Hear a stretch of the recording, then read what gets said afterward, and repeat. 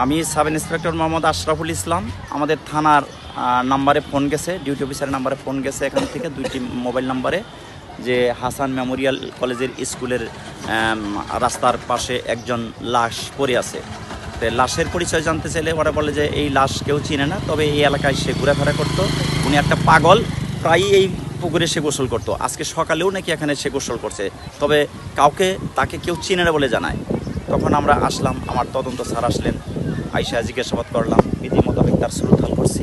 এখন আমরা ফিঙ্গারপ্রিন্টও নিব, ফিঙ্গারপ্রিন্ট নিয়ে তার ছবি টবি সব উঠানো আছে, যে পরবর্তীতে যদি এর কোনো ওয়ারিশ বের হয় যাতে লাশটা সে শনাক্ত করতে পারে।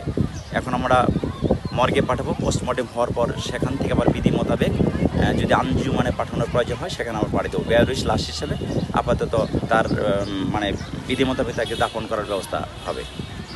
কারণটা সে ওই পুকুরটা গোসল করেছিল, আর সে গোসল করে আসি এখানে শুয়েছিল,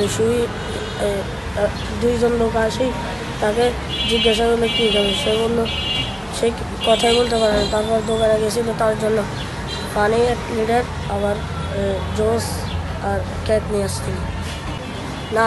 সে একবার বসছিল আবার উঠছিল, এইভাবে করতে হতে সে মারা গেছে।